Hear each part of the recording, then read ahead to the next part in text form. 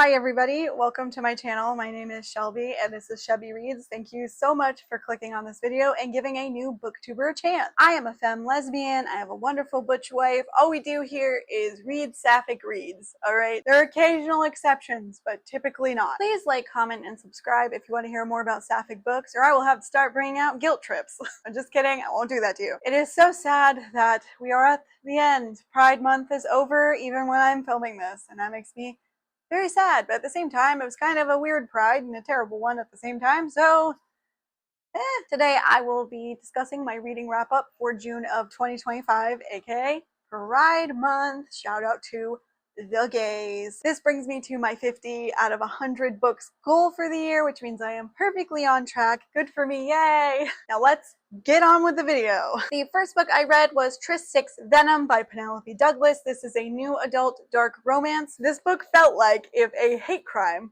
could be a book. That's what this felt like. You can see my insane tabs. I did a rant review on this one, so if you want to, head on over, check out the 2 parts. I think that would be cool. Also, if you guys want like one big long part, I wouldn't be opposed to uploading that either, so let me know, I guess. We're going to read what it says on Goodreads for the synopsis instead of what it says on the back, because I think the Goodreads one is more ridiculous. Away games, back seats, the locker room, after hours, get ready, Clay. Marymount girls are good girls. We're chaste, we're untouched, and even if we weren't, no one would know because we keep our mouths shut. Not that I have anything to share anyway. I never let guys go too far. I'm behaved, beautiful, smart, talented, popular. My skirt's always pressed, and I never have a hair out of place. I own the hallways, walking tall on Monday and dropping to my knees like the good Catholic girl I am on Sunday. That's me, always in control, or so they think. The truth is that it's easy for me to resist them because what I truly want, they can never be. Something soft and smooth, someone dangerous and wild. Unfortunately, what I want I have to hide. In the locker room after hours, in the bathroom stall between classes, in the showers after practice. My head swimming, my hand up her skirt. For me, life is a web of secrets. No one can find out mine. Olivia. I cross the tracks every day for one reason, to graduate from this school and get into the Ivy League. I'm not ashamed of where I come from, my family, or how everyone at Marymount thinks my skirts are too short and my lipstick is too red. Clay Collins and her friends have always turned up their noses at me. The witch with her beautiful skin, clean shoes, and rich parents who torments me daily and thinks I won't fight back. At least not until I get her alone and find out she's hiding so much more than just what's underneath those pretty clothes. The princess thinks I'll scratch her itch. She thinks she's still pure as long as it's not a guy touching her. I told her to stay on her side of town. I told her not to cross the tracks, but one night she did, and when I'm done with her, she'll never be pure again. So I did a 2-part rate review, like I said. Please go check that out if you want fuller thoughts. But this book has literally no redeeming qualities. The lesbophobia in here is insane. And that's not even touching upon the toxicity of the relationship, the unsafe sex. I understand that dark fantasy is supposed to be somewhere where you can explore your darker urges in a safe and controlled environment. But what's happening here, as Natalie from Weirdo Book Club would say, isn't kink, it's a crime. It's a crime. Also, the characters in this book are barely legal, and Olivia isn't legal for a good chunk of the way through. Again, if you want me to rant about this book some more, please check out my rant review. I gave this book a 0.75 out of 5 stars on Storygraph. It is definitely one of the worst books that I have read this year. If you're going to read this book because now I've made you curious, please thrift this book and don't give money to the author. Penelope Douglas is a very problematic author for many different reasons. Not just for this book, she also wrote the Step Family Incest book. So just so you know, please don't give her money, go on thrift books, try to thrift it somewhere else. Don't give her money, okay? Does this seem worth it?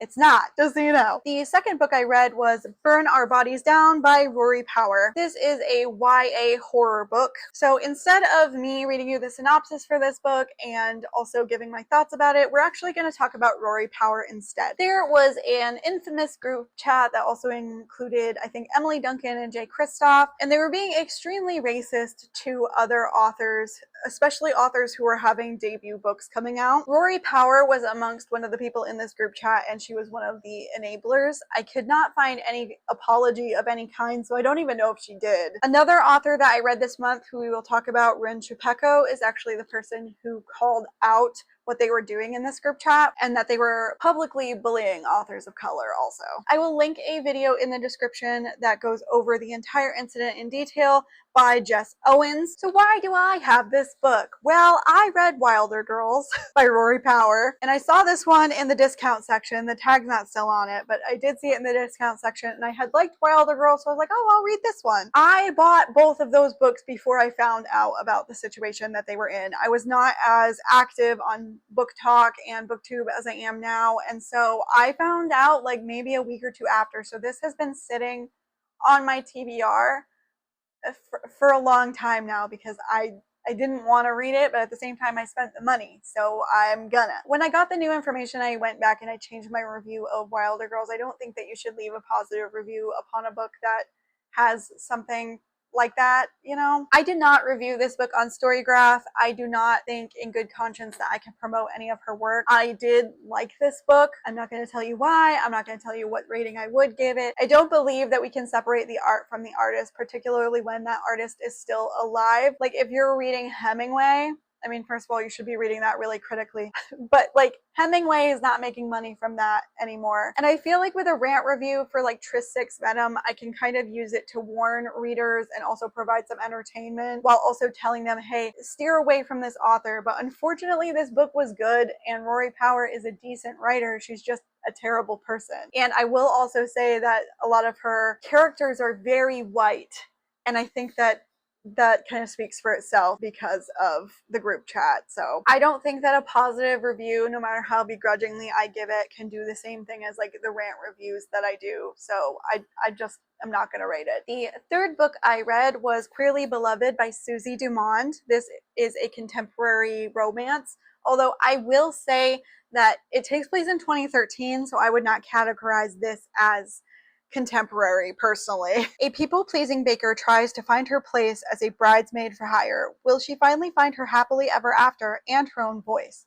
Amy, a semi-closeted queer baker and bartender in mid-2010s Oklahoma, has spent a lifetime putting other people's needs before her own. Until that is, she's fired from her job at a Christian bakery and turns her one-off gig subbing in for a bridesmaid into a full-time business thanks to her baking talents, crafting skills, and years watching rom-coms and Say Yes to the Dress. Between her new gig and meeting Charlie, the attractive engineer who's just moved to Tulsa, suddenly Amy's found something and someone she actually wants. Her tight-knit group of chosen family is thrilled that Amy is becoming her more authentic self, but when her deep desire to please kicks into overdrive, Amy's precarious balancing act strains her relationships to the breaking point, and she must decide what it looks like to be true to herself and if she has the courage to try. I enjoyed this book. I felt like there was actually a significant amount of character development and it wasn't just focused on the romance. I feel like it really realistically showed how Amy's people-pleasing tendencies could wreck a lot of her relationships between her friends and her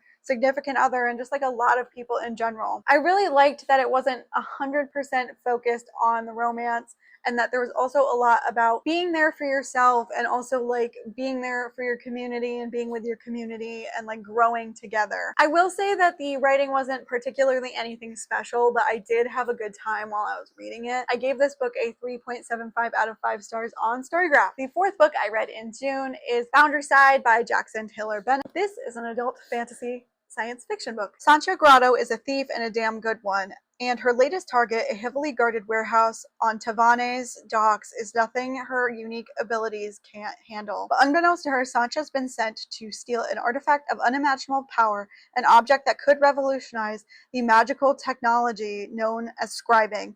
The merchant houses who control their magic, the art of using coded commands to imbue everyday objects with sentience, have already used it to transform Tavane into a vast, remorseless capitalist machine. But if they can unlock the artifact's secrets, they will rewrite the world itself to suit their aims. Now someone in those houses wants Sancha dead and the artifact for themselves, and in the city of Tavane, there's nobody with the power to stop them. To have a chance at surviving and at stopping the deadly transformation that's underway, Sancha will have to marshal unlikely allies, learn to harness the artifact's power for herself, and undergo her transformation, one that will turn her into something she could never have imagined. This book turned Pride Month around for me reading-wise. I could not put this book down. The world building and magic were fantastic, but also understandable. I didn't find myself having a lot of questions about how certain things work. This world reminded me very much of like Medici era Italy, and I thought that that was really cool. I also really liked all of the Italian-y,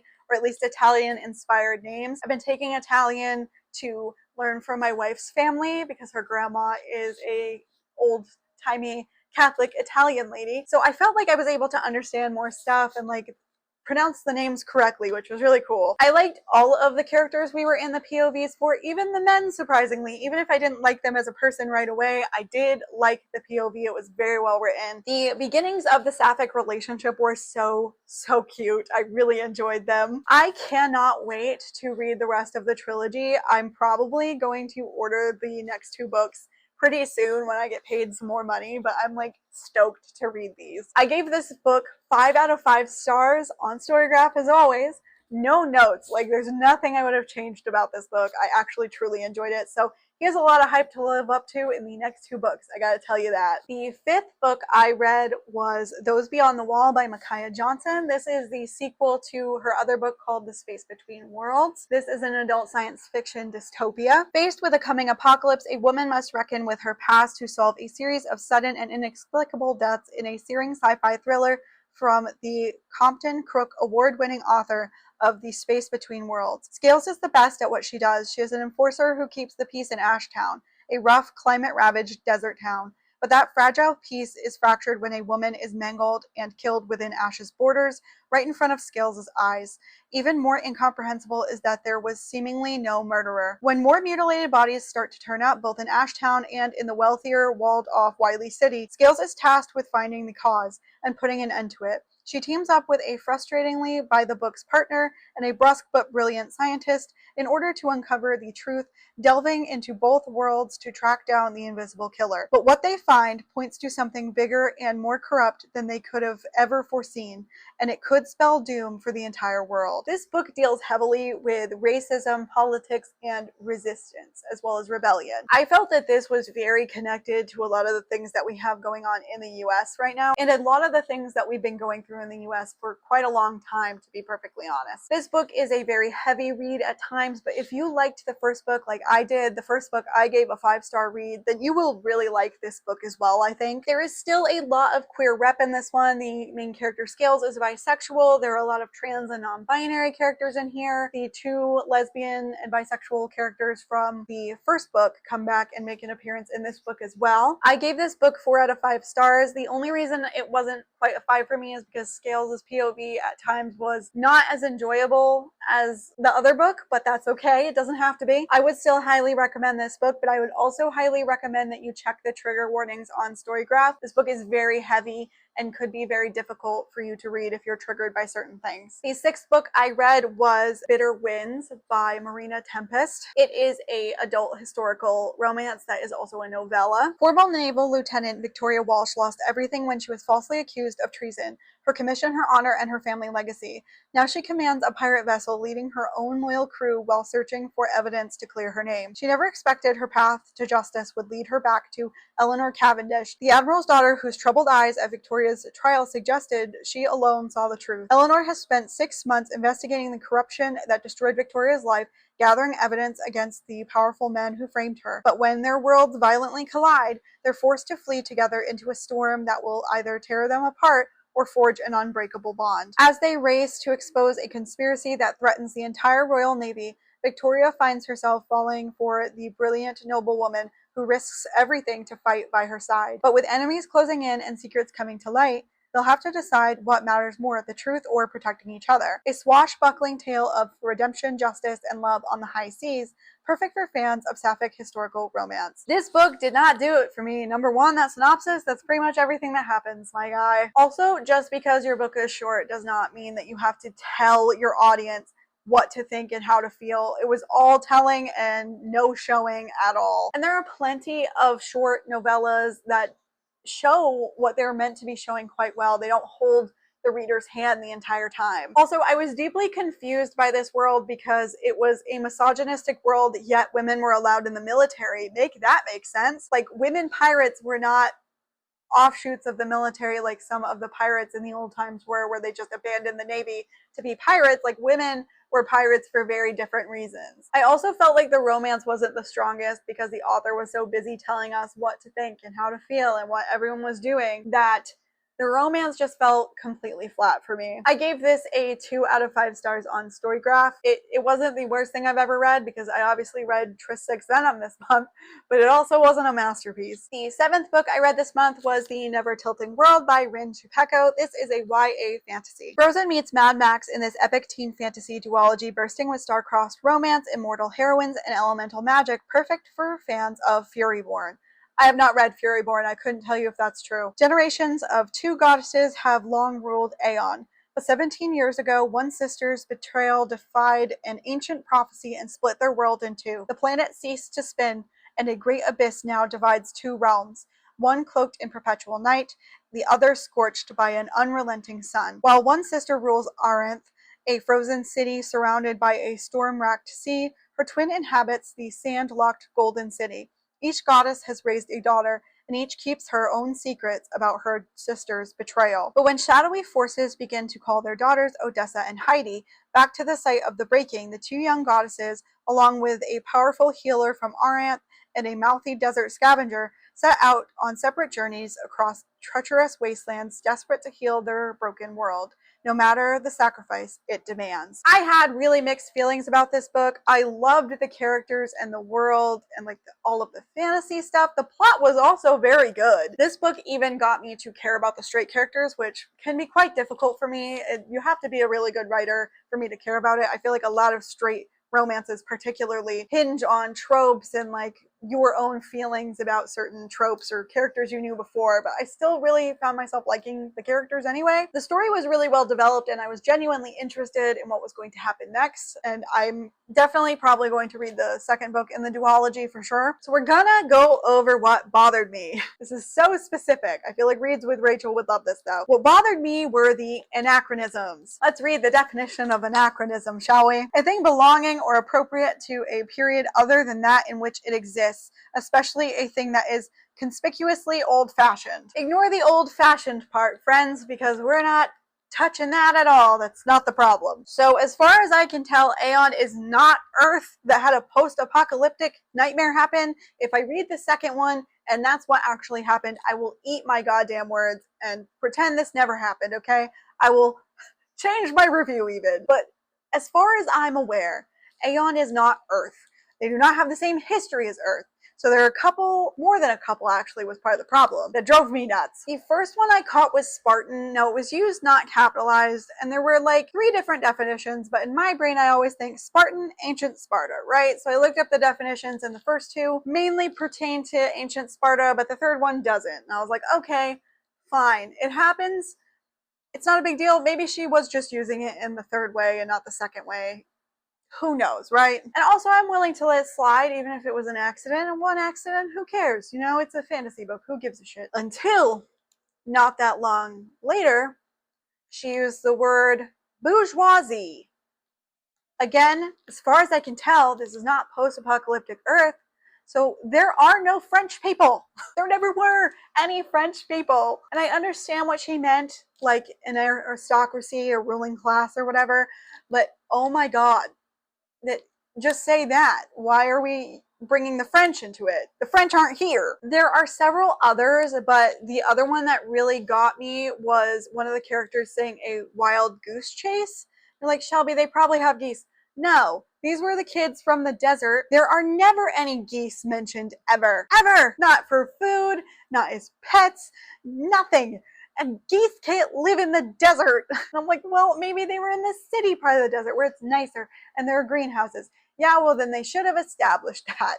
There are no geese. Also, they live in the middle of the desert, as I said, but they're like fantastical, cool creatures. Like there's like dolugongs, which are kind of like sand dolphins or manatees. I'm not really sure. Some kind of sand, blubbery being. I kind of pictured them as narwhals, but I don't think that's what they were meant to be. So like, are they crazy cool geese? If so, we've never heard about them. Also, again, they're in the desert and livestock takes a lot of water. How are the geese gonna have the water for the...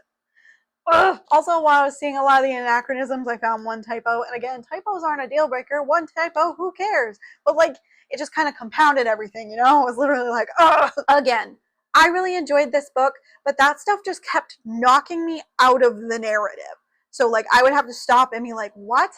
What do you mean by that? I am hoping that the second book has less of that, or at least explains that it used to be Earth and now it's not. That's the only way this is gonna fix it for me. I gave this book 3.5 out of 5 stars on Storygraph. Again, like I said, I liked it, but there was a lot of room for improvement, particularly if this fantasy world isn't actually Earth. There was just so many anachronisms. It drove me a little bit bonkers. The 8th book I read for the month of June is The Seven Husbands of Evelyn Hugo by Taylor Jenkins Reid. This book is an adult historical fiction with some romance in it. Aging and reclusive Hollywood icon Evelyn Hugo is finally ready to tell the truth about her glamorous and scandalous life. But when she chooses unknown magazine reporter Monique Grant for the job, no one is more astounded than Monique herself. Why her? Why now? Monique is not exactly on top of the world. Her husband has left her. Her professional life is going nowhere. Regardless of why Evelyn has selected her to write her biography, Monique is determined to use this opportunity to jumpstart her career. Summoned to Evelyn's luxurious apartment, Monique listens in fascination as the actress tells her story. From making her way to Los Angeles in the 1950s, to her decision to leave show business in the 80s, and of course, the 7 husbands along the way. Evelyn unspools a tale of ruthless ambition, unexpected friendship, and a great forbidden love. Monique begins to feel a very real connection to the legendary star, but as Evelyn's story nears its conclusion, it becomes clear that her life intersects with Monique's own in tragic and irreversible ways. I think I will be doing a full video about this book so that I can lay out my full thoughts more clearly and we can discuss some of the things that went on in this book. I know I'm pretty late to the party, but I saw this at a thrift store. I was like, I guess I will read it, even though I've heard some stuff about it. While I found this book quite easy to read, I did not find it as good as everyone else seems to think it is. Please don't kill me.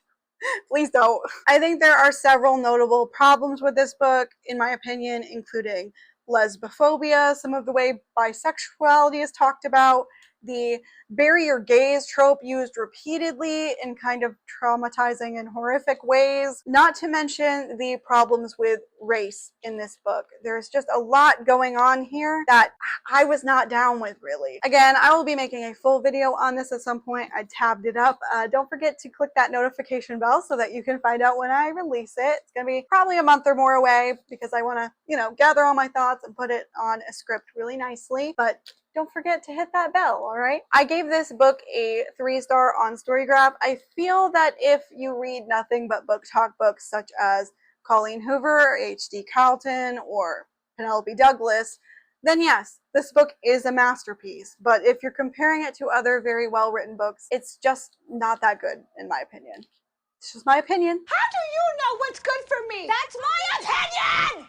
As an honorable mention, I need to talk very briefly about Someone You Can Build a Nest In by John Wiswell. It's a horror fantasy romance that I started reading in June with my book club, and it is Sapphic. It is a monster romance that includes a lot of graphic, disgusting descriptions, but also has really cute and nice moments also. I am enjoying this book so much that it has been hard to set it down during meetings, but I do actually want to talk to my book club about it, so I'm trying really hard to be good. I am honestly loving everything about this book. If you guys want a full video on this book, please let me know. It's quite a short book, and I would love to talk more about it. I am just having the best time reading it, even though I don't think most of my book club is feeling the same way. Oh. But I'm still having a blast. This is like everything I could want in a book, and the cover is so pretty. Like, I really love this book. Either way, whether you guys really want a full video on this one or not, you will be hearing about it in my July reading wrap up because we are wrapping up the rest of this book next week in my book club. Now I want to stop and give you some brief stats like I always do because I love Storygraph. I am not sponsored, but they should always consider and take a chance on me. I know I have 22 subscribers, but they should still think about it. Hit me up, Storygraph. I love you. I read 8 books in June. It was 3,296 pages. They were all fiction. They were all sapphic. Most of them were physical books, except for 2 of them. My average rating this month was a 3.14 stars. Please keep in mind that I did not rate the Rory Power book because I feel that it's unethical to do so. This month was filled with a lot of ups and downs, but I do feel, unfortunately, that is how everything has been going for our community this year. We really all need to band together and keep fighting as much as we can, and I really hope you guys will continue working hard like we're all trying to do, but also take a breather, have a nice tea, do something really nice for yourself. Buy a book. There, I said it. If you're gonna miss the Pride vibes and you really want some more Pride content, please check out my nonfiction recommendations for Pride and my Butches in Literature video, which is a big reference of a lot of the literature in which Butches just happen to be in. Thank you guys so much for watching, and I will see you guys in the next one. Bye!